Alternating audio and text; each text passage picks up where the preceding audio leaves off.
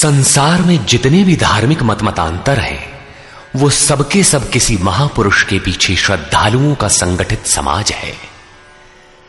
महापुरुष की एकांत भजन स्थली ही कालांतर में तीर्थ, आश्रम, मठ और मंदिरों का रूप ले लेते हैं, जहां महापुरुष के नाम पर जीविकोपार्जन से लेकर विलासिता तक के साधन जुटाए जाते हैं।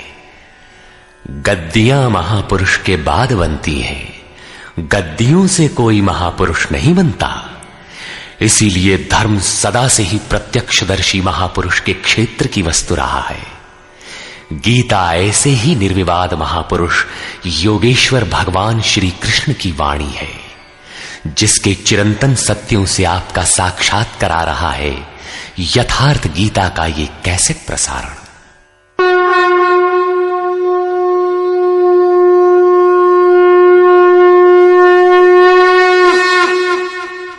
ओम श्री परमात्मने नमः। यथार्थ गीता, श्रीमद् भगवत गीता, अथैकादशो अध्यायः। गत अध्याय में योगेश्वर श्री कृष्ण ने अपनी प्रधान प्रधान विभूतियों का संक्षिप्त विवरण प्रस्तुत किया, किंतु अर्जुन को लगा कि उसने विस्तार से सुन लिया है। उसने कहा कि आपकी वाणी सुनने से मेरा सारा मोह नष्ट हो गया, अज्ञान नष्ट हो गया। आपने जो कहा उसे प्रत्यक्ष देखना चाहता हूं। सुनने और देखने में पश्चिम और पूर्व का अंतर है। चलकर देखने पर वस्तु स्थिति कुछ और ही होती है। अर्जुन ने उस रूप को देखा तो कांपने लगा, क्षमा याचना करने लगा। क्या ज्ञानी भयभीत होता है? उसे कोई जिज्ञासा रह जाती है? नहीं, बौद्धिक स्तर की जानकारी सदैव धूमिल रहती है। हां, वो यथार्थ जानकारी के लिए प्रेरणा अवश्य देती है। इसलिए अर्जुन ने निवेदन किया। अर्जुन उवाच,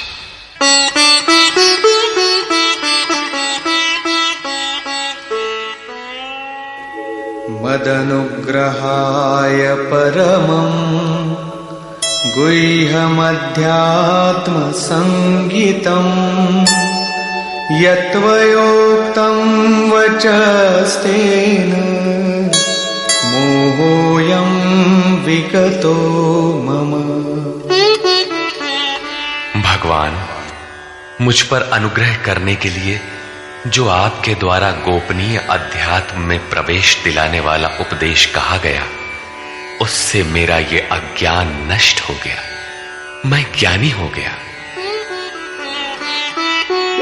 भवाप्ययौ हि भूतानां श्रुतौ विस्तरशो मया त्वत्तः कमलपत्राक्ष माहात्म्यमपि चाव्ययम्। कि हे कमल नेत्र, मैंने भूतों की उत्पत्ति और प्रलय आपसे विस्तार पूर्वक सुना है तथा आपका अविनाशी प्रभाव भी सुना है। एवमेतद्यथार्थत्वम् आत्मानं परमेश्वर द्रष्टुमिच्छामि ते रूपम् ऐश्वरं पुरुषोत्तम।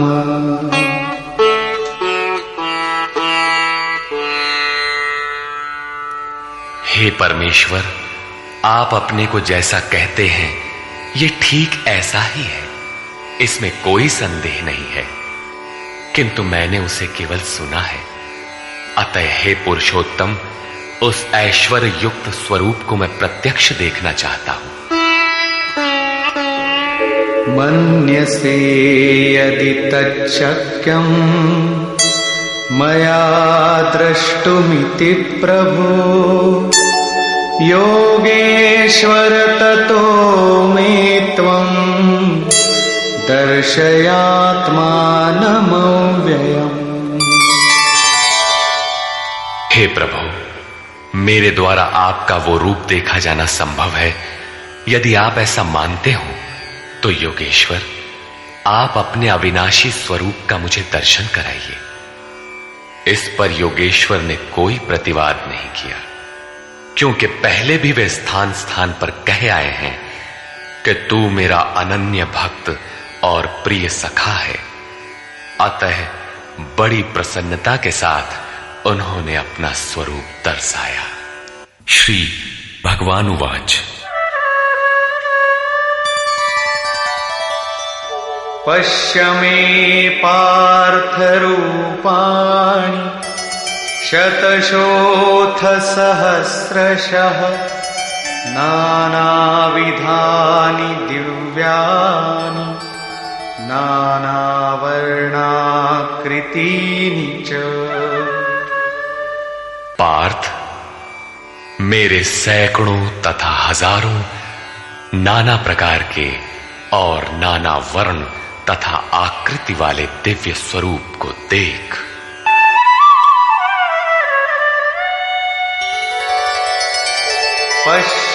पश्यादित्यान् वसून् रुद्रान् अश्विनो मरुतस्तथा बहून्यदृष्टपूर्वाणि पश्याश्चर्याणि भारत। हे भारत, अदिति के 12 पुत्रों, 8 वसुओं, 11 रुद्रों, दोनों अश्विनी कुमारों और 49 मरुदगणों को देख, तथा अन्य बहुत से पहले तुम्हारे द्वारा कभी न देखे हुए आश्चर्यमय रूपों को देख।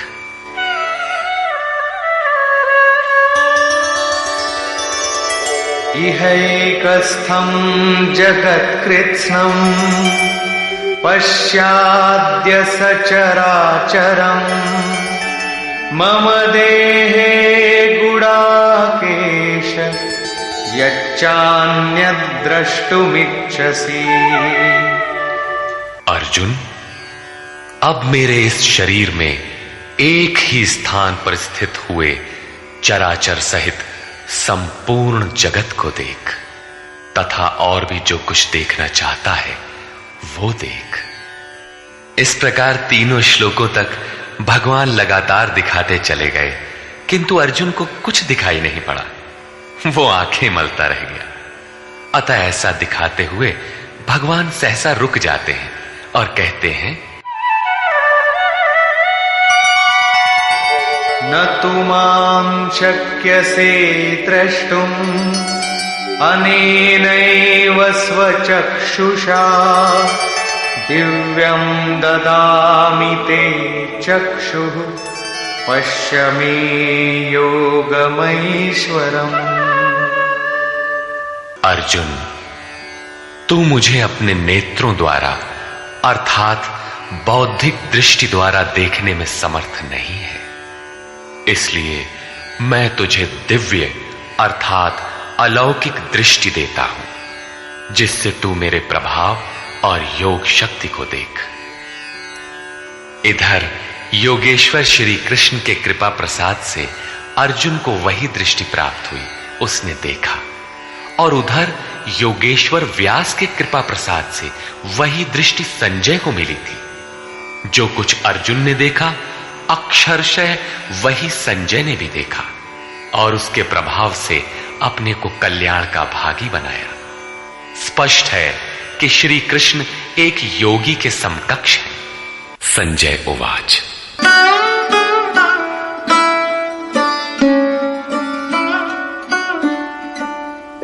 एवमुक्त्वा ततो राजन् महायोगेश्वरो हरिः दर्शयामास पार्थाय परमं रूपमैश्वरम्। संजय बोला, हे राजन, महायोगेश्वर हरि ने इस प्रकार कहकर उसके उपरांत पार्थ को अपना परम ऐश्वर्य युक्त दिव्य स्वरूप दिखाया, जो स्वयं योगी है और दूसरों को भी योग प्रदान करने की जिसमें क्षमता हो, जो योग का स्वामी हो, उसे योगेश्वर कहते हैं। इसी प्रकार सर्वस्व का हरण करने वाला हरि है। यदि केवल दुखों का हरण किया और सुख छोड़ दिया तो दुख आएगा।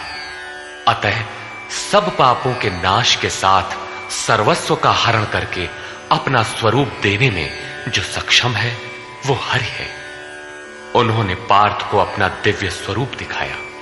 सामने तो खड़े ही थे। अनेक वक्त्र नयनम् अनेकाद्भुत दर्शनम् अनेक दिव्याभरणम् दिव्यानीकोद्यतायुधम्। अनेक मुख और नेत्रों से युक्त, अनेक अद्भुत दर्शनों वाले, अनेक दिव्य भूषणों से युक्त और अनेक दिव्य शस्त्रों को हाथ से उठाए तथा दिव्यमाल्याम्बरधरम् दिव्यगन्धानुलेपनम् सर्वाश्चर्यमयम् देवम् अनन्तम् विश्वतोमुखम्। दिव्य माला और वस्त्रों को धारण किए हुए, दिव्य गंध का अनुलेपन किए हुए, सब प्रकार के आश्चर्यों से युक्त, सीमा रहित विराट स्वरूप परमदेव को दृष्टि मिलने पर अर्जुन ने देखा। दिवि सूर्यसहस्रस्य भवेद्युगपदुत्थिता यदि भासदृशी सा स्यात् भासस्तस्य महात्मनः। संजय बोला, हे राजन, आकाश में एक साथ 1000 सूर्यों के उदय होने से जितना प्रकाश होता है, वो भी विश्व रूप उन महात्मा के प्रकाश के सदृश कदाचित ही हो। यहां श्री कृष्ण महात्मा ही है, योगेश्वर थे।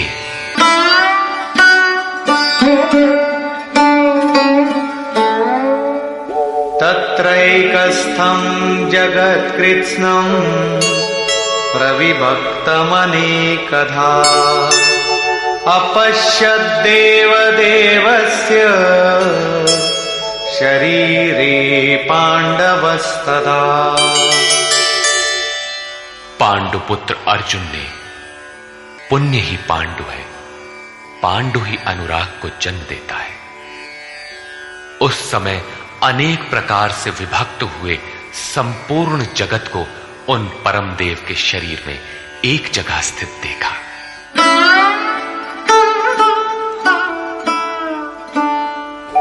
ततः स विस्मयाविष्टो हृष्टरोमा धनञ्जयः प्रणम्य शिरसा देवम् कृताञ्जलिरभाषत।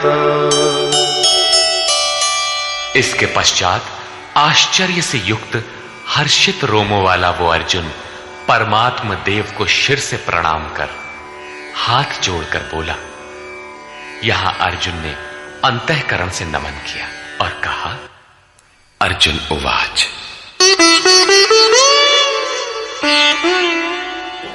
पश्यामि देवांस्तव देवदेहे सर्वांस्तथा भूतविशेषसङ्घान् ब्रह्माणमीशं कमलासनस्थम् ऋषींश्च सर्वानुरगांश्च दिव्यान्। हे देव, आपके शरीर में मैं संपूर्ण देवों को तथा अनेक भूतों के समुदायों को, कमल के आसन पर बैठे हुए ब्रह्मा को, महादेव को, संपूर्ण ऋषियों को तथा दिव्य सर्पों को देखता हूं। यह प्रत्यक्ष दर्शन था, कोरी कल्पना नहीं। किंतु ऐसा तभी संभव है जब योगेश्वर पूर्णत्व प्राप्त महापुरुष हृदय से दृष्टि प्रदान करे। ये साधन गम्य है। अनेक बाहूदर वक्त्र नेत्रम् पश्यामि त्वां सर्वतोऽनन्तरूपम् नान्तं न मध्यं न पुनस्तवादिम् पश्यामि विश्वेश्वर विश्वरूप। विश्व के स्वामी, मैं आपको अनेक हाथ, पेट, मुख और नेत्रों से संयुक्त तथा सब ओर से अनंत रूपों वाला देखता हूं। हे विश्वरूप, न मैं आपके आदि को, न मध्य को और न अंत को ही देखता हूं, अर्थात आपके आदि, मध्य और अंत का निर्णय नहीं कर पा रहा हूं। किरीटिनं गदिनं चक्रिणं च तेजो राशिं सर्वतो दीप्तिमन्तम् पश्यामि त्वां दुर्निरीक्षं समन्तात् दीप्तानलार्कद्युतिमप्रमेयम्। मैं आपको मुकुट युक्त, गदा युक्त, चक्र युक्त, सब ओर से प्रकाशमान तेज पुंज स्वरूप, प्रज्वलित अग्नि और सूर्य के सदृश, देखने में दुष्कर अर्थात कठिनाई से देखा जाने वाला और सब ओर से बुद्धि आदि से ग्रहण न हो सकने वाला अप्रमेय देखता हूं। इस प्रकार संपूर्ण इंद्रियों से पूर्णतया समर्पित होकर योगेश्वर श्री कृष्ण को इस रूप में देखकर अर्जुन उनकी स्तुति करने लगा। त्वमक्षरं परमं वेदितव्यम् त्वमस्य विश्वस्य परं निधानम् त्वमव्ययः शाश्वतधर्मगोप्ता सनातनस्त्वं पुरुषो मतो मे। भगवान, आप जानने योग्य परम अक्षर अर्थात अक्षय परमात्मा है। आप इस जगत के परम आश्रय हैं। आप शाश्वत धर्म के रक्षक हैं तथा आप अविनाशी सनातन पुरुष हैं, ऐसा मेरा मत है। आत्मा का स्वरूप क्या है? शाश्वत है, सनातन है, अव्यक्त रूप है, अविनाशी है। यहां कृष्ण का क्या स्वरूप है? वही शाश्वत, सनातन, अव्यय, अविनाशी, अर्थात प्राप्ति के पश्चात महापुरुष भी उसी आत्म भाव में स्थित होता है। तभी तो भगवान और आत्मा एक ही लक्षण वाले।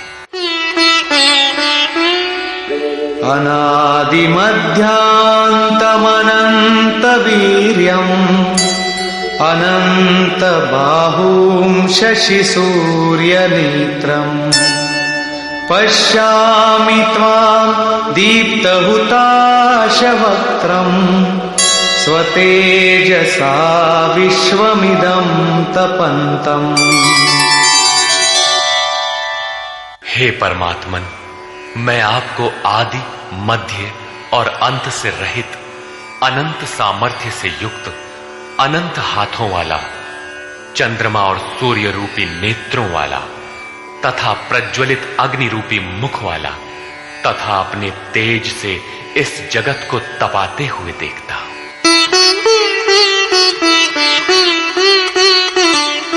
द्यावा पृथिव्योरिदमन्तरं हि व्याप्तं त्वयैकेन दिशश्च सर्वाः दृष्ट्वाद्भुतं रूपमुग्रं तवेदं लोकत्रयं प्रव्यथितं महात्मन्। हे महात्मन, अंतरिक्ष और पृथ्वी के बीच का संपूर्ण आकाश तथा सब दिशाएं एकमात्र आपसे ही परिपूर्ण है। आपके इस अलौकिक भयंकर रूप को देखकर तीनों लोक अत्यंत व्यथित हो रहे हैं। अमीहि त्वां सुरसङ्घा विशन्ति केचिद्भीताः प्राञ्जलयो गृह्णन्ति स्वस्तीत्युक्त्वा महर्षिसिद्धसङ्घाः स्तुवन्ति त्वां स्तुतिभिः पुष्कलाभिः।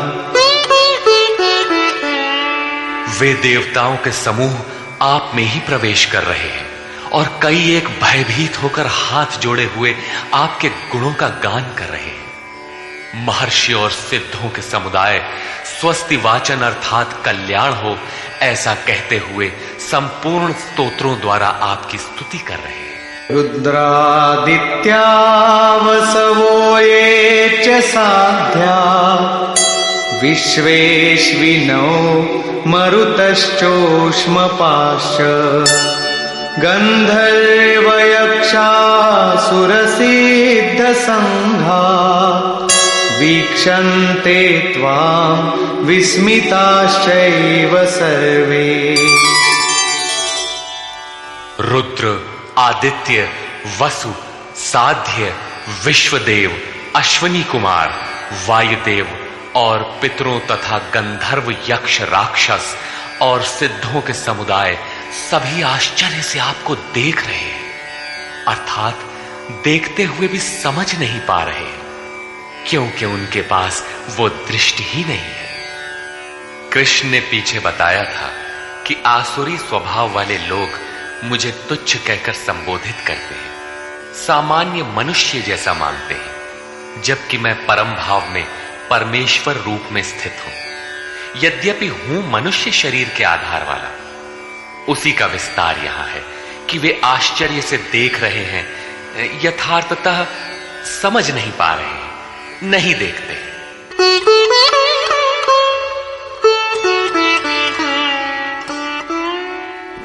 रूपं महत्ते बहुवक्त्र नेत्रम् महाबाहो बहुबाहुरुपादम् बहूदरं बहुदंष्ट्राकरालम् दृष्ट्वा लोका प्रव्यथितास्तथाहम्। महाबाहो, कृष्ण महाबाहु है और अर्जुन है। प्रकृति से परे महान सत्ता में जिसका कार्यक्षेत्र हो वो महाबाहु है। कृष्ण महानता के क्षेत्र में पूर्ण है, अधिकतम सीमा में है। अर्जुन उसी की प्रवेशिका में है, मार्ग में है। मंजिल मार्ग का दूसरा छोर ही तो है।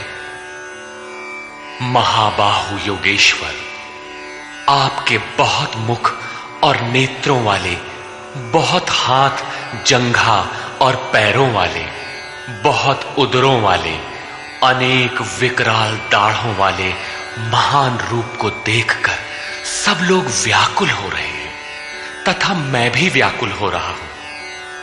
अब अर्जुन को कुछ भय हो रहा है कि श्री कृष्ण इतने महान हैं।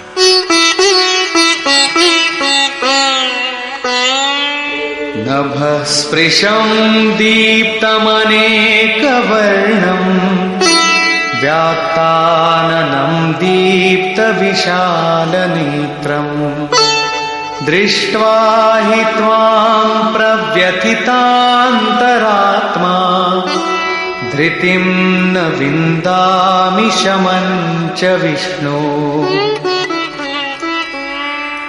विश्व में सर्वत्र अणुरूप से व्याप्त हे विष्णु, आकाश को स्पर्श किए हुए प्रकाशमान अनेक रूपों से युक्त फैलाए हुए मुख और प्रकाशमान विशाल नेत्रों से युक्त आपको देखकर विशेष रूप से भयभीत अंतःकरण वाला मैं धैर्य और मन के समाधान रूपी शांति को नहीं पा रहा।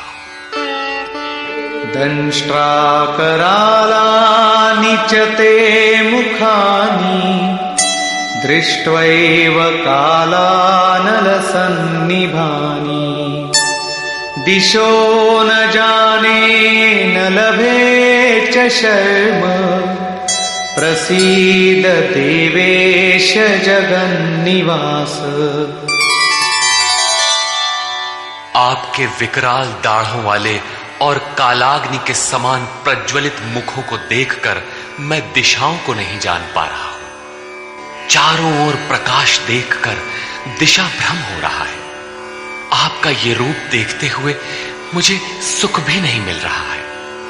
देवेश, हे जगन निवास, आप प्रसन्न हो। अमी च त्वां धृतराष्ट्रस्य पुत्राः सर्वे सहैवावनिपालसङ्घैः भीष्मो द्रोणः सूतपुत्रस्तथासौ सहास्मदीयैरपि योधमुख्यैः। वे सभी धृतराष्ट्र के पुत्र राजाओं के समुदाय सहित आप में प्रवेश कर रहे हैं, और भीष्म पितामह, द्रोणाचार्य तथा वो कर्ण जिससे अर्जुन बहुत भयभीत था, वो कर्ण एवं हमारी ओर के भी प्रधान योद्धाओं सहित सब के सब वक्त्राणि ते त्वरमाणा विशन्ति दंष्ट्राकरालानि भयानकानि केचिद्विलग्ना दशनान्तरेषु सन्दृश्यन्ते चूर्णितैरुत्तमाङ्गैः। बड़े वेग से आपके विकराल दाढ़ों वाले भयानक मुखों में प्रवेश कर रहे हैं तथा उनमें से कितने ही चूर्ण हुए सिरों सहित आपके दांतों के बीच में लगे हुए दिखाई पड़ रहे हैं।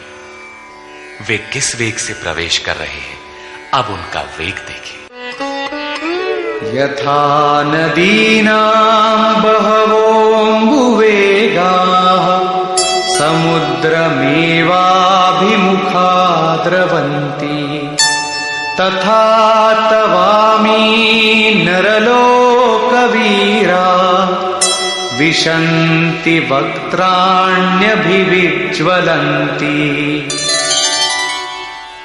जैसे नदियों के बहुत से जल प्रवाह अपने में विकराल होते हुए भी समुद्र की ओर दौड़ते हैं, समुद्र में प्रवेश करते हैं, ठीक उसी प्रकार वे शूरवीर मनुष्यों के समुदाय आपके प्रज्वलित मुखों में प्रवेश कर रहे हैं।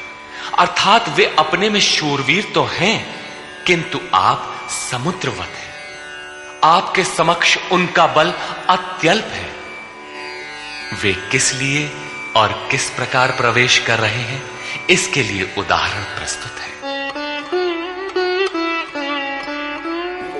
यथा प्रदीप्तं ज्वलनं पतंगा विशन्ति नाशाय समृद्धवेगा तथैव नाशाय विशन्ति लोकाः तवापि वक्त्राणि समृद्धवेगा। जैसे पतंगे नष्ट होने के लिए ही प्रज्वलित अग्नि में अति वेग से प्रवेश करते हैं, वैसे ही ये सब प्राणी भी अपने नाश के लिए आपके मुखों में अत्यंत बढ़े हुए वेग से प्रवेश कर रहे हैं। लेलीहसे ग्रसमानः समन्तात् लोकान् समग्रान् वदनैर्ज्वलद्भिः तेजोभिरापूर्य जगत् समग्रम् भासस्तवोग्राः प्रतपन्ति विष्णु। आप उन समस्त लोकों को प्रज्वलित मुखों द्वारा सब ओर से निगलते हुए चाट रहे हैं, उनका आस्वादन कर रहे हैं। हे व्यापनशील परमात्मन, आपकी उग्र प्रभा संपूर्ण जगत को अपने तेज से व्याप्त करके तप रही है।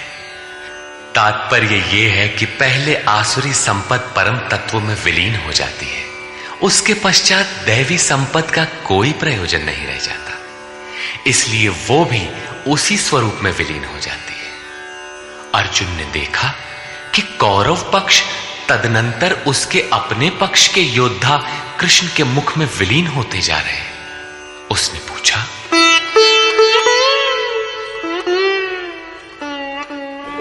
आख्याहि मे को भवानुग्र रूपो नमोस्तु ते देववर प्रसीद विज्ञातुमिच्छामि भवन्तमाद्यं न हि प्रजानामि तव प्रवृत्तिम्। मुझे बताइए कि भयंकर आकार वाले आप कौन हैं? हे देवों में श्रेष्ठ, आपको नमस्कार है। आप प्रसन्न हो। आदि स्वरूप मैं आपको भली प्रकार जानना चाहता हूं। जैसे आप कौन हैं, क्या करना चाहते हैं? क्योंकि आपकी प्रवृत्ति अर्थात चेष्टाओं को नहीं समझ पा रहा हूं। इस पर योगेश्वर श्री कृष्ण बोले। श्री भगवान उवाच, कालोऽस्मि लोकक्षयकृत् प्रवृद्धो लोकान् समाहर्तुमिह प्रवृत्तः ऋतेऽपि त्वां न भविष्यन्ति सर्वे येव स्थिताः प्रत्यनीकेषु योधा। अर्जुन, मैं लोकों का नाश करने वाला बढ़ा हुआ काल हूं और इस समय इन लोकों को नष्ट करने के लिए प्रवृत्त हुआ हूं। प्रतिपक्षियों की सेना में स्थित जितने योद्धा हैं, वे सब तेरे बिना भी नहीं रहेंगे। वे जीवित नहीं बचेंगे, इसीलिए प्रवृत्त हुआ हूं। तस्मात्त्वमुत्तिष्ठ यशो लभस्व जित्वा शत्रून् भुङ्क्ष्व राज्यं समृद्धम् मयैवैते निहता पूर्वमेव निमित्तमात्रं भव सव्यसाचिन्। इसलिए अर्जुन, तू युद्ध के लिए खड़ा हो, यश प्राप्त कर, शत्रुओं को जीत, समृद्धि संपन्न राज्य को भोग। ये सब शूरवीर मेरे द्वारा पहले से ही मारे हुए हैं। सव्यसाचिन, तू केवल निमित्त मात्र बन। प्रायः सर्वत्र कृष्ण ने कहा है कि वो परमात्मा न कुछ स्वयं करता है, न कराता है, न संयोग ही जोड़ता है। मोहावृत्ति बुद्धि के कारण ही लोग कहते हैं कि परमात्मा कराता है, किंतु यहां वे स्वयं ताल ठोक कर खड़े हो जाते हैं कि अर्जुन, करता धरता तो मैं हूं, मेरे द्वारा ये लोग पहले से ही मारे हुए, तू खड़ा भर हो, यश ले ले। ऐसा इसलिए है कि सो केवल भगतन हित लागी। अर्जुन उसी अवस्था को प्राप्त कर चुका था कि भगवान स्वयं ताल ठोक कर खड़े हो गए। अनुराग ही अर्जुन है। अनुरागी के लिए भगवान सदैव खड़े हैं। उन्हीं के कर्ता है, रथी बन जाते हैं। यहां गीता में तीसरी बार साम्राज्य का प्रकरण आया है। पहले अर्जुन लड़ना नहीं चाहता था। उसने कहा कि पृथ्वी के धन धान्य संपन्न अकंटक साम्राज्य तथा देवताओं के स्वामीपन अथवा त्रैलोक्य के राज्य में भी मैं उस उपाय को नहीं देखता जो इंद्रियों को सुखाने वाले मेरे शोक को दूर कर सके। जब तड़पन बनी ही रहेगी तो हमें नहीं चाहिए। योगेश्वर ने कहा, इस युद्ध में हारोगे तो देवत्व और जीतने पर महामहिम की स्थिति मिलेगी। और यहां 11वें अध्याय में कहते हैं कि ये शत्रु मेरे द्वारा मारे गए हैं, तू निमित्त मात्र भर बन जा, यश को प्राप्त कर और समृद्ध राज्य को भोग। फिर वही बात, जिस बात से अर्जुन चौंकता है, जिसमें वो शोक मिटता हुआ नहीं देखता, क्या श्री कृष्ण फिर भी वही राज्य देंगे?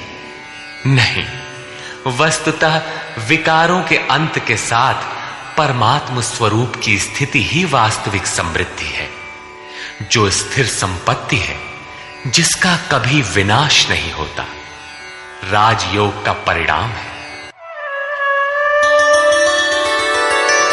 द्रोणं च भीष्मं च जयद्रथं च कर्णं तथान्यानपि योधवीरान् मया हतांस्त्वं जहिमा व्यथिष्ठा युध्यस्व जेतासि रणे सपत्नान्।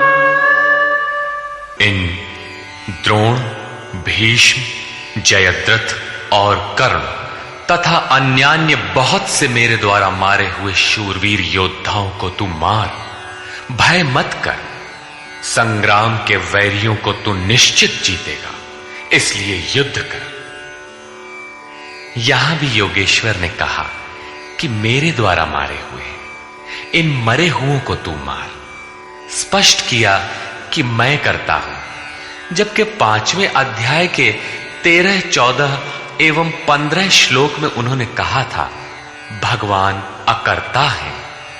18वें अध्याय में वे कहते हैं शुभ अथवा अशुभ प्रत्येक कार्य के होने में 5 माध्यम हैं: अधिष्ठान, कर्ता, करण, चेष्टा और दैव। जो कहते हैं कैवल्य स्वरूप परमात्मा करते हैं, वे अविवेकी हैं, यथार्थ नहीं जानते, अर्थात भगवान नहीं करते। ऐसा विरोधाभास क्यों? वस्तुतः प्रकृति और उस परमात्म पुरुष के बीच एक सीमा रेखा है। जब तक प्रकृति के परमाणुओं का दबाव अधिक रहता है, तब तक माया प्रेरणा देती है, और जब साधक उससे ऊपर उठ जाता है, ईश्वर, इष्ट अथवा सद्गुरु के कार्यक्षेत्र में प्रवेश प्राप्त कर लेता है।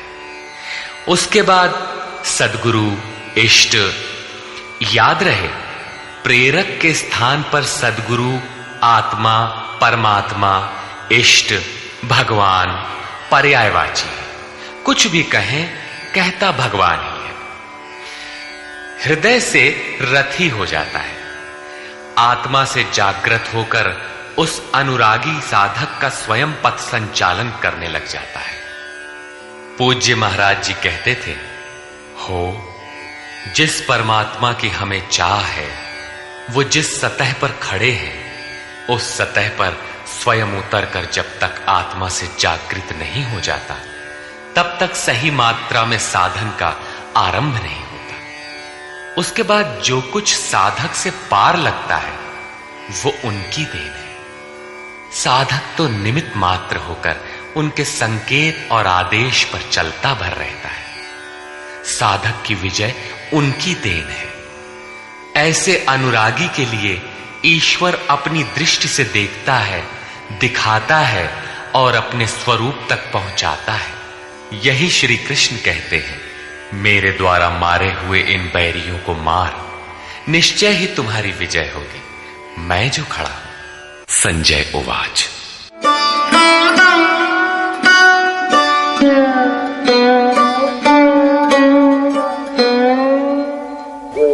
एतत् श्रुत्वा वचनं केशवस्य कृताञ्जलिर्वेपमानः किरीटी नमस्कृत्वा भूय एवाह कृष्णं सगद्गदं भीतः प्रणम्य।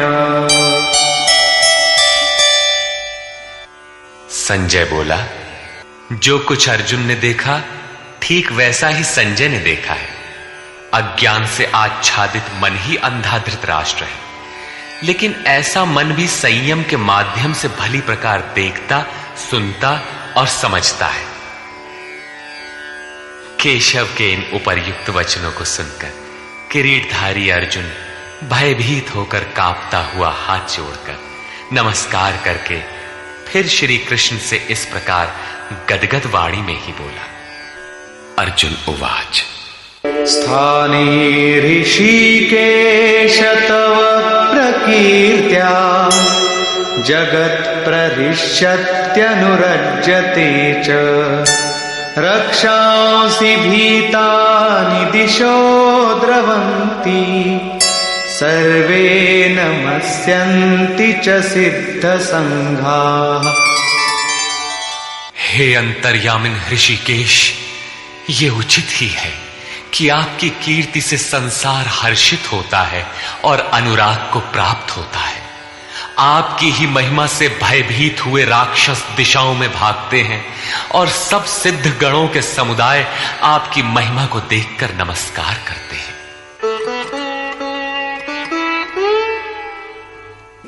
कस्माच्च तेन न मेरन्महात्मन् गरीयसे ब्रह्मणोऽप्यादिकर्त्रे अनंत देवेश जगन्निवास त्वमक्षरं सदसत्तत्परं यत्। हे महात्मन, ब्रह्मा के भी आदिकर्ता और सबसे बड़े, आपके लिए वे सब कैसे नमस्कार न करें, क्योंकि हे अनंत, हे देवेश, हे जगन निवास, सत असत और उनसे भी परे अक्षर अर्थात अक्षय स्वरूप आप ही हैं। अर्जुन ने अक्षय स्वरूप का प्रत्यक्ष दर्शन किया था। केवल बौद्धिक स्तर पर कल्पना करने या मान लेने मात्र से कोई ऐसी स्थिति नहीं मिलती जो अक्षय हो। अर्जुन का प्रत्यक्ष दर्शन उसकी आंतरिक अनुभूति है। उसने सविनय कहा, त्वमादिदेव पुरुषः पुराण त्वमस्य विश्वस्य परं निधानम् वेत्तासि वेद्यं च परं च धाम त्वया ततं विश्वमनन्तरूप। आप आदिदेव और सनातन पुरुष हैं।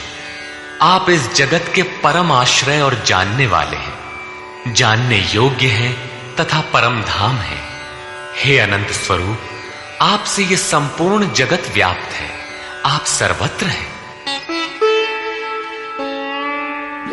वायुर्यमोऽग्निर्वरुण शशाङ्कः प्रजापतिस्त्वं प्रपितामहश्च नमो नमस्तेस्तु सहस्रकृत्वः पुनश्च भूयोऽपि नमो नमस्ते। आप ही वायु, यमराज, अग्नि, वरुण, चंद्रमा तथा प्रजा के स्वामी ब्रह्मा और ब्रह्मा के भी पिता हैं। आपको हजारों बार नमस्कार है, फिर भी बार बार नमस्कार है। अतिशय श्रद्धा और भक्ति के कारण नमन करते हुए अर्जुन को तृप्ति नहीं हो रही है। वो कहता है, नमः पुरस्तादथ पृष्ठतस्ते नमोऽस्तु ते सर्वत एव सर्व अनन्तवीर्यामितविक्रमस्त्वं सर्वं समाप्नोषि ततोऽसि सर्वः।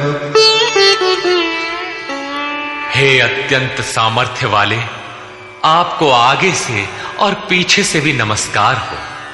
हे सर्वात्मन, आपको सब ओर से ही नमस्कार हो, क्योंकि हे अत्यंत पराक्रमशाली, आप सब ओर से संसार को व्याप्त किए हुए, इसलिए आप ही सर्वरूप और सर्वत्र हैं। इस प्रकार बार बार नमस्कार करके भयभीत अर्जुन अपनी भूलों के लिए क्षमा याचना करता है।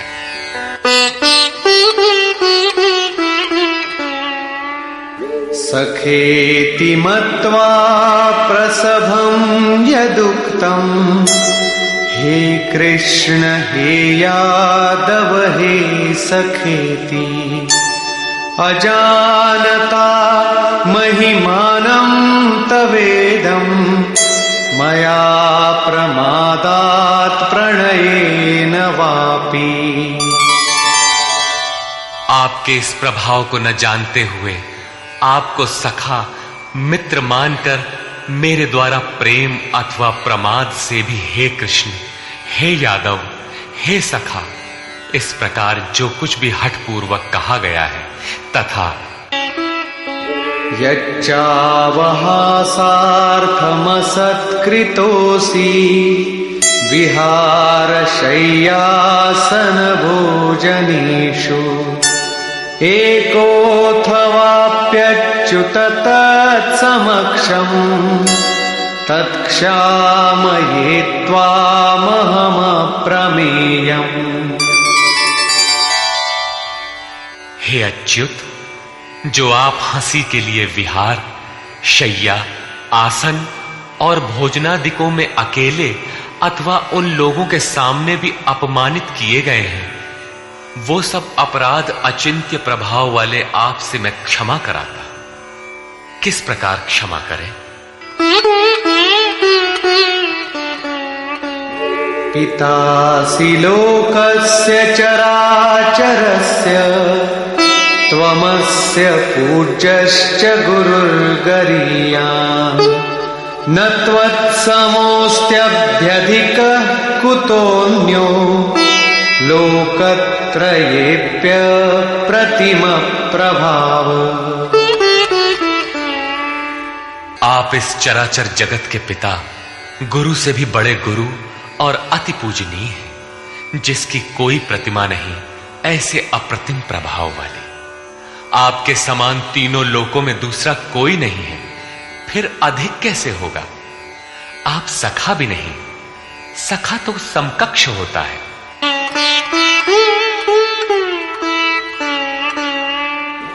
तस्मात् प्रणम्य प्रणिधाय कायम् प्रसादये त्वामहमीशमीड्यम्।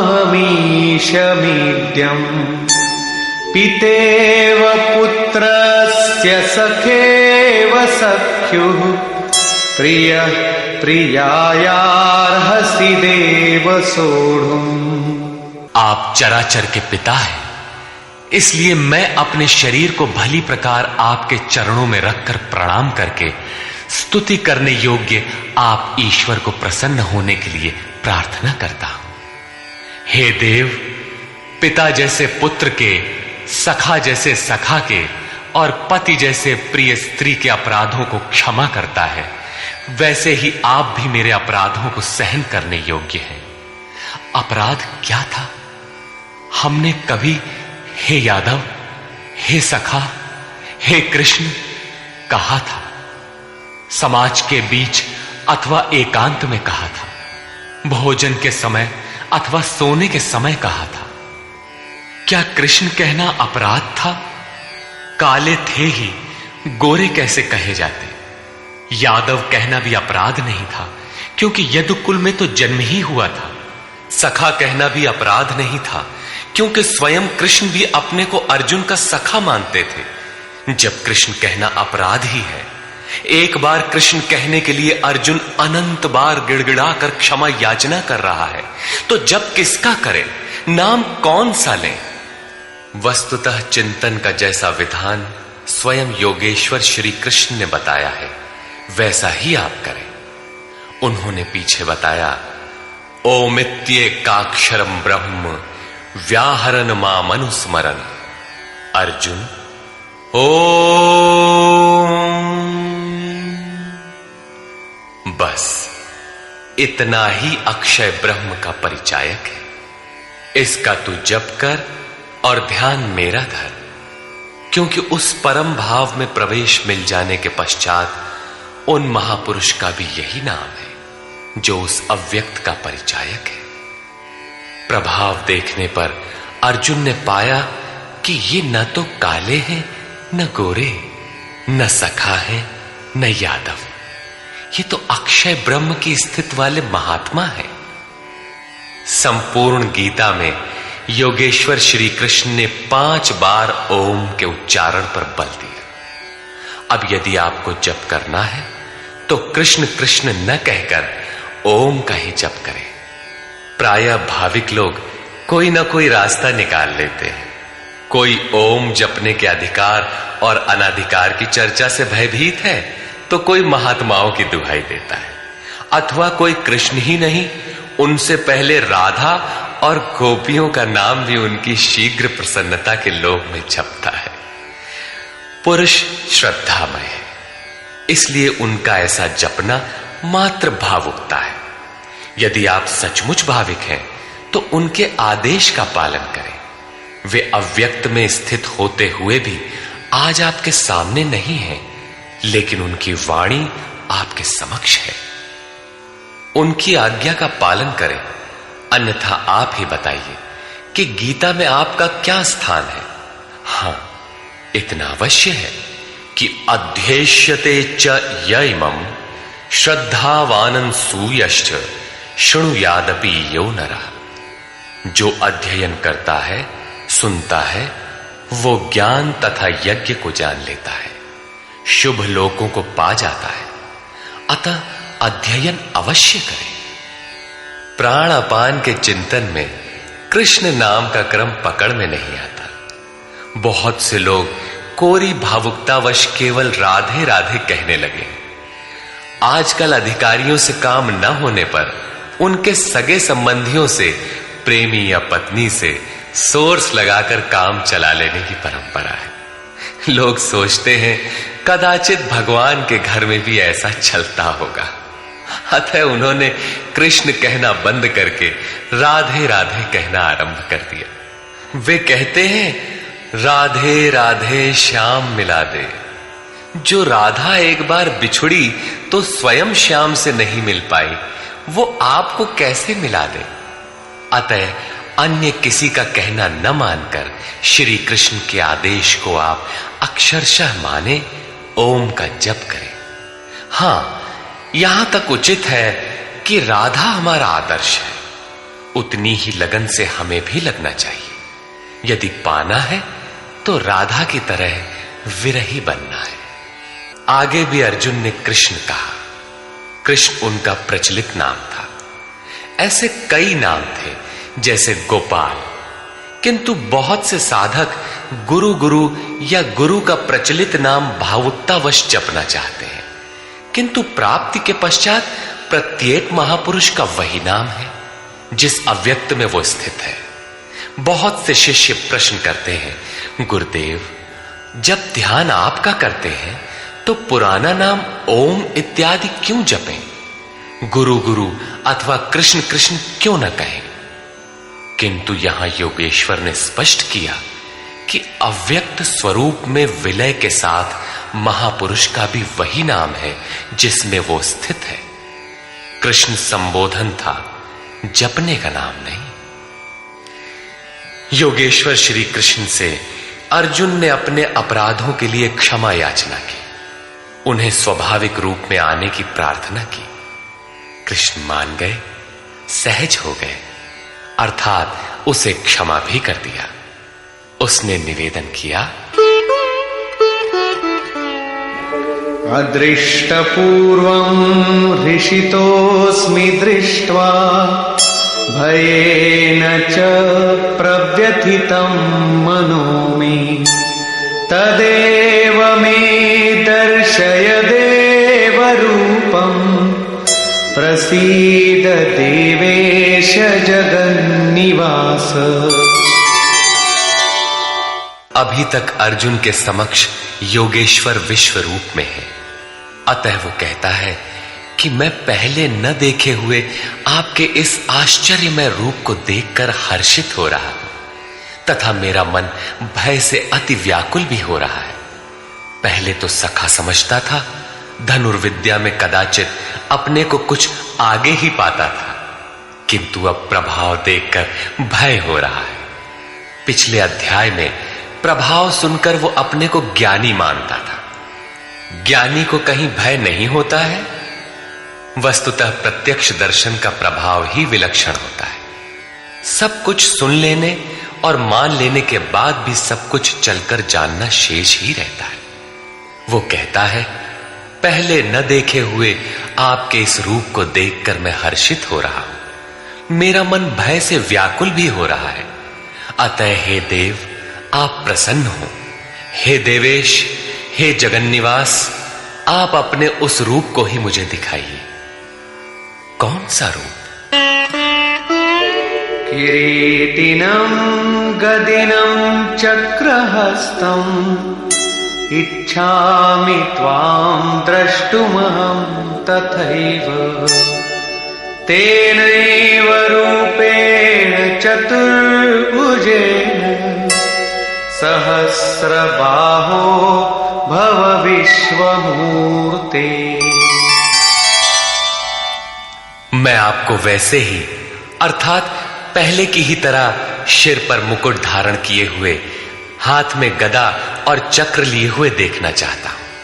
इसलिए हे विश्वरूप, हे सहस्त्रबाहु, आप अपने उसी चतुर्भुज स्वरूप में होइए। कौन सा रूप देखना चाहा? चतुर्भुज रूप। अब देखना है कि चतुर्भुज रूप है क्या। श्री भगवानुवाच।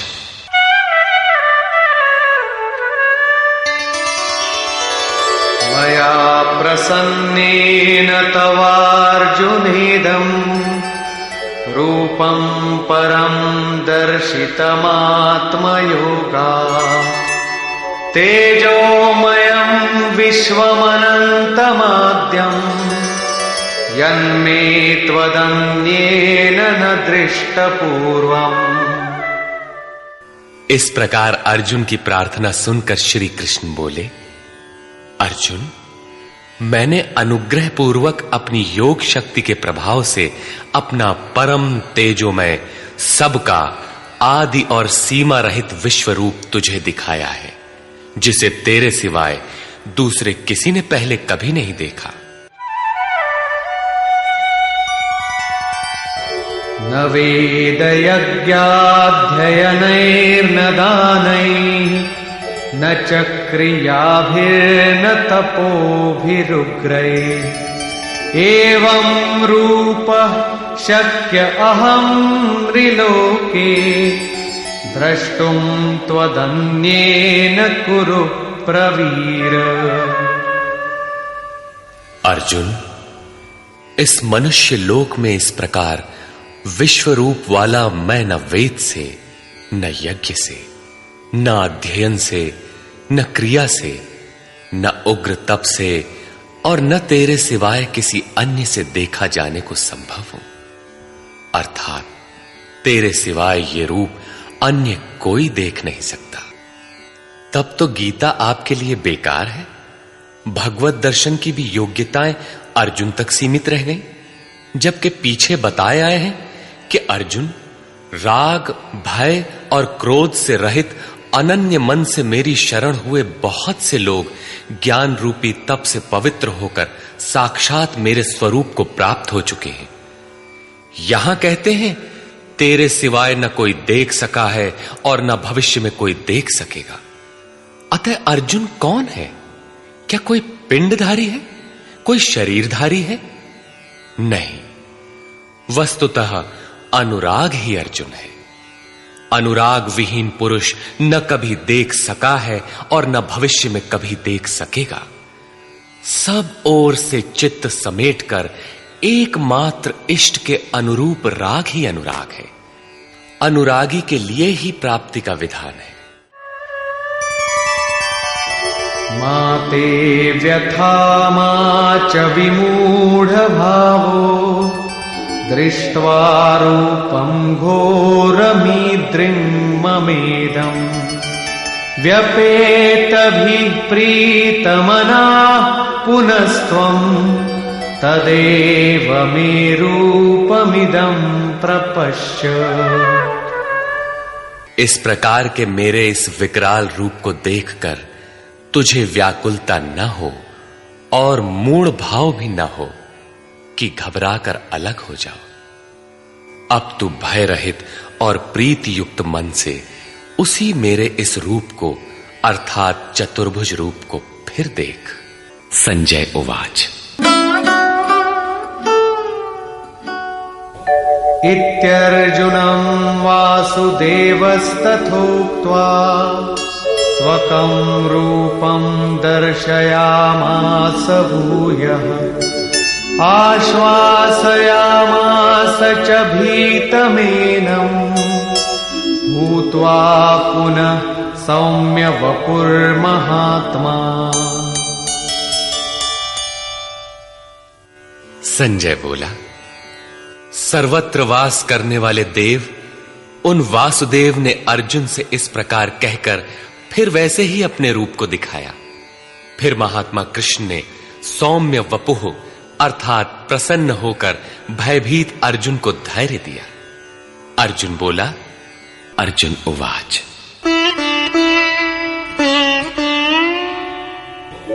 दृष्ट्वेदं मानुषं रूपं तव सौम्यं जनार्दन इदानीमस्मि संवृत्तः सचेताः प्रकृतिं गतः।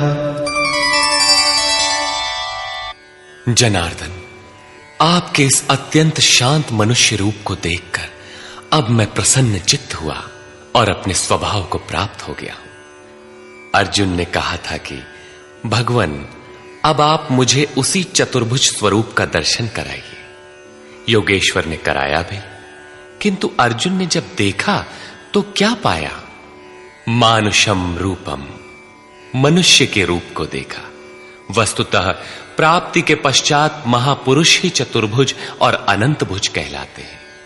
दो भुजा वाला महापुरुष तो अनुरागी के समक्ष बैठा ही है, किंतु अन्यत्र कहीं से कोई स्मरण करता है तो वही महापुरुष उस स्मरणकर्ता से जागृत होकर उसका भी मार्गदर्शन करता है। भुजा कार्य का प्रतीक है। वे भीतर भी कार्य करते हैं, बाहर भी। यही चतुर्भुज स्वरूप है। उनके हाथों में शंख, चक्र, गदा और पद्म क्रमशः वास्तविक लक्ष्य घोष, साधन चक्र का प्रवर्तन, इंद्रियों का दमन और निर्मल निर्लेप कार्य क्षमता का प्रतीक मात्र है।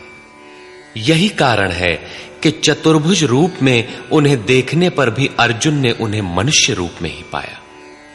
चतुर्भुज महापुरुषों के शरीर और स्वरूप से कार्य करने की विधि विशेष का नाम है, न कि चार हाथ वाले कोई कृष्ण थे। श्री भगवानुवाच, सुदुर्दर्शमिदं रूपं दृष्टवानसि यन्मम देवाप्यस्य रूपस्य नित्यं दर्शनकांक्षिणः। महात्मा श्री कृष्ण ने कहा, अर्जुन, मेरा ये रूप देखने को अति दुर्लभ है, जैसा कि तूने देखा है, क्योंकि देवता भी सदा इस रूप के दर्शन की इच्छा रखते हैं। वस्तुतः सभी लोग संत को पहचान ही नहीं पाते। पूज्य सत्संगी महाराज अंतः प्रेरणा वाले पूर्ण महापुरुष थे, लेकिन उन्हें लोग पागल समझते रहे। किसी किसी पुण्यात्मा को आकाशवाणी हुई कि ये सद्गुरु हैं। केवल उन्होंने उन्हें हृदय से पकड़ा, उनके स्वरूप को पाया और अपनी गति पा ली। यही श्री कृष्ण कहते हैं कि जिनके हृदय में दैवी संपद जागृत है, वे देवता भी सदा इस रूप के दर्शन की आकांक्षा रखते हैं। तो क्या यज्ञ, दान अथवा वेदाध्ययन से आप देखे जा सकते हैं? वे महात्मा कहते हैं, नाहं वेदैर्न तपसा न दानेन न चेज्जया शक्य एवं विधो द्रष्टुं दृष्टवानसि मां यथा। न वेदों से, न तप से, न दान से और न यज्ञ से मैं इस प्रकार देखा जाने को सुलभ हूं जिस प्रकार तूने देखा है। तब क्या आपको देख पाने का कोई उपाय नहीं है? वे महात्मा कहते हैं, एक उपाय है। भक्त्या त्वनन्यया शक्य अहमेवं विधोऽर्जुन ज्ञातुं द्रष्टुं च तत्त्वेन प्रवेष्टुं च परन्तप। हे श्रेष्ठ तप वाले अर्जुन, अनन्य भक्ति द्वारा अर्थात सिवाय मेरे अन्य किसी देवता का स्मरण न करते हुए अनन्य श्रद्धा से तो मैं इस प्रकार प्रत्यक्ष देखने के लिए, तत्व से साक्षात जानने के लिए तथा प्रवेश करने के लिए भी सुलभ हूं। अर्थात उसकी प्राप्ति का एकमात्र सुगम माध्यम अनन्य भक्ति है। अंत में ज्ञान भी अनन्य भक्ति में परिणत हो जाता है, जैसा कि पीछे अध्याय 7 में द्रष्टव्य है। पीछे उन्होंने कहा कि तेरे सिवाय न कोई देख सका है न कोई देख सकेगा, जबकि यहां कहते हैं कि अनन्य भक्ति से न केवल मुझे देखा जा सकता है अपितु साक्षात जाना और मुझ में प्रवेश भी पाया जा सकता है। अर्थात अर्जुन अनन्य भक्त का नाम है, एक अवस्था का नाम है। अनुराग ही अर्जुन है। अंत में योगेश्वर श्री कृष्ण कहते हैं, मत्कर्म कृन्मत्परमो मद्भक्तः संगवर्जितः निर्वैरः सर्वभूतेषु यः स मामेति पांडव। हे अर्जुन, जो पुरुष मेरे द्वारा निर्दिष्ट कर्म अर्थात नियत कर्म यज्ञार्थ कर्म करता है, मत्परमः मेरे परायण होकर करता है, जो मेरा अनन्य भक्त है, संगवर्जितः किंतु संग दोष में रहते हुए वह कर्म नहीं हो सकता, अतः संग दोष से रहित होकर संपूर्ण भूत प्राणियों में बैर भाव से रहित है, वो मुझे प्राप्त होता है। तो क्या अर्जुन ने युद्ध किया? प्रण करके क्या उसने जयद्रथादि को मारा? निर्वैरः सर्वभूतेषु, यदि उन्हें मारता है तो भगवान को न देख पाता, जबकि अर्जुन ने देखा है। इससे सिद्ध है कि गीता में एक भी श्लोक ऐसा नहीं है जो बाह्य मारकाट का समर्थन करता हो। जो निर्दिष्ट कर्म यज्ञ की प्रक्रिया का आचरण करेगा, जो अनन्य भाव से उनके सिवाय किसी का स्मरण तक नहीं करेगा, जो संग दोष से अलग रहेगा, तो युद्ध कैसा? जब आपके साथ कोई है ही नहीं तो आप युद्ध किससे करेंगे? संपूर्ण भूत प्राणियों में जो बैर भाव से रहित है, मन से भी किसी को सताने की कल्पना न करे, वही मुझे प्राप्त होता है। तो क्या अर्जुन ने लड़ाई ली? कभी नहीं। वस्तुतः संग दोष से अलग रहकर जब आप अनन्य चिंतन में लगते हैं, निर्धारित यज्ञ की क्रिया में प्रवृत्त होते हैं, उस समय परिपंथी राग द्वेष काम क्रोध इत्यादि दुर्जय शत्रु बाधा के रूप में प्रत्यक्ष ही है। उनका पार पाना ही युद्ध है। निष्कर्ष, इस अध्याय के आरंभ में अर्जुन ने कहा, भगवान, आपकी विभूतियों को मैंने विस्तार से सुना, जिससे मेरा मोह नष्ट हो गया, अज्ञान का शमन हो गया, किंतु जैसा आपने बताया कि मैं सर्वत्र हूं, इसे मैं प्रत्यक्ष देखना चाहता हूं। यदि मेरे द्वारा देखना संभव हो तो कृपया उसी स्वरूप को दिखाइए। अर्जुन प्रिय सखा था, अनन्य सेवक था। अतएव योगेश्वर श्री कृष्ण ने कोई प्रतिवाद न कर तुरंत दिखाना आरंभ किया कि अब मेरे ही अंदर खड़े सप्तर्षि और उनसे भी पूर्व होने वाले ऋषियों को देख, ब्रह्मा और विष्णु को देख, सर्वत्र फैले मेरे तेज को देख, मेरे ही शरीर में एक स्थान पर खड़े तू चराचर जगत को देख। किंतु अर्जुन आंखें मलता ही रह गया। इसी प्रकार योगेश्वर श्री कृष्ण 3 श्लोकों तक अनवरत दिखाते गए, किंतु अर्जुन को कुछ भी दिखाई नहीं पड़ा। सभी विभूतियां योगेश्वर में उस समय थीं, किंतु अर्जुन को वे सामान्य मनुष्य जैसे ही दिखाई पड़ रहे थे।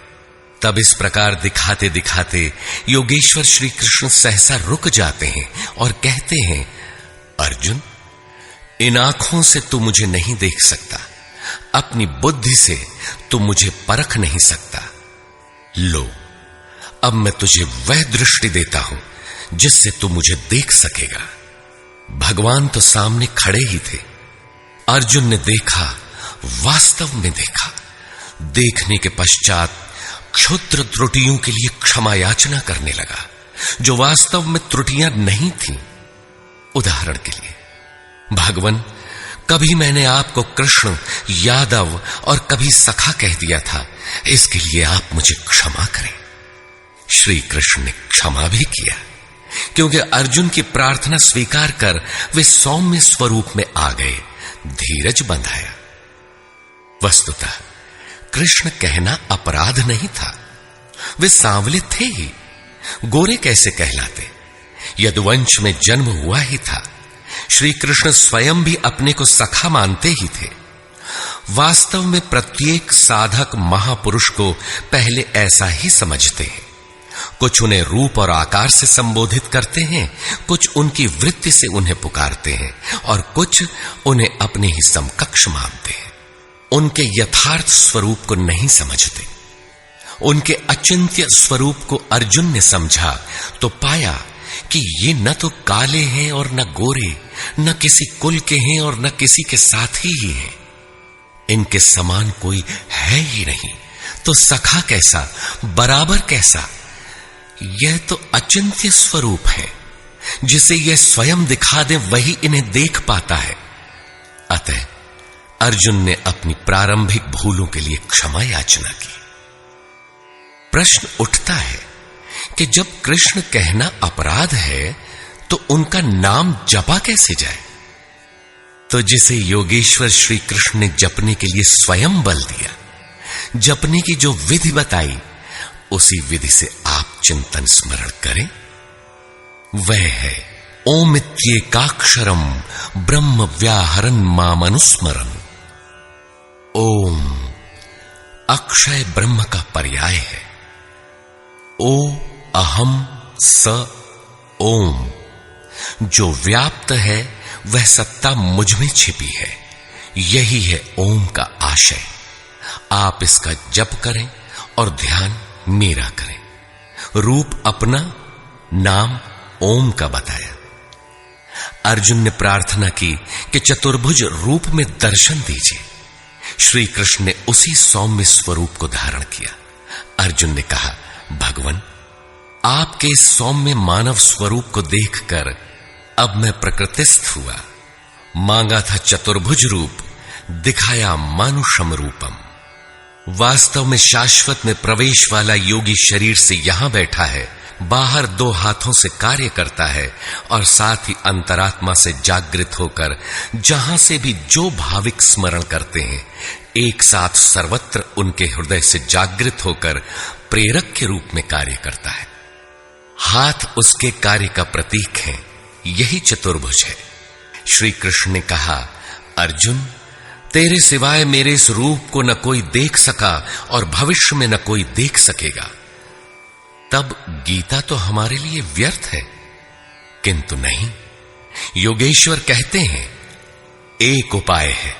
जो मेरा अनन्य भक्त है, मेरे सिवाय जो दूसरे किसी का स्मरण न करके निरंतर मेरा ही चिंतन करने वाला है, उसकी अनन्य भक्ति के द्वारा मैं प्रत्यक्ष देखने को, अर्थात जैसा तूने देखा है तत्व से जानने को और प्रवेश करने को भी सुलभ हूं। अर्थात अर्जुन अनन्य भक्त था। भक्ति का परमार्जित रूप है अनुराग। इष्ट के अनुरूप लगाओ। मिलहि न रघुपति बिनु अनुरागा। अनुराग विहीन पुरुष न कभी पाया है और न पा सकेगा। अनुराग नहीं है तो कोई लाख योग करे, जप करे, तप करे या दान करे, वह नहीं मिलता। अतः इष्ट के अनुरूप राग अथवा अनन्य भक्ति नितांत आवश्यक है। अंत में श्री कृष्ण ने कहा, अर्जुन, मेरे द्वारा निर्दिष्ट कर्म को कर, मेरा अनन्य भक्त होकर कर, मेरी शरण होकर कर, किंतु संग दोष से अलग रहकर, संग दोष में यह कर्म हो ही नहीं सकता। अतः संग दोष इस कर्म के संपादित होने में बाधक है। जो बैर भाव से रहित है वही मुझे प्राप्त करता है। जब संग दोष नहीं है, जहां हमें छोड़कर दूसरा कोई है ही नहीं, बैर का मानसिक संकल्प भी नहीं है, तो युद्ध कैसा? बाहर दुनिया में लड़ाई झगड़े होते रहते हैं, किंतु विजय जीतने वालों को भी नहीं मिलती। दुर्जय संसार रूपी शत्रु को असंगता रूपी शस्त्र से काटकर परम में प्रवेश पा जाना ही वास्तविक विजय है, जिसके पीछे हार नहीं है। इस अध्याय में पहले तो योगेश्वर श्री कृष्ण ने अर्जुन को दृष्टि प्रदान की, फिर अपने विश्व रूप का दर्शन कराया। अतः ओम तत्सदिति श्रीमद्भगवद गीता सूपनिषत्सु ब्रह्म विद्यायाम योग शास्त्रे श्री कृष्णार्जुन संवादे विश्व रूप दर्शन योगो नामैकादशो अध्यायः। इस प्रकार स्वामी अड़गड़ानंद कृत श्रीमद्भगवद गीता का 11वां अध्याय पूर्ण होता है। हरि ओम तत्सत्।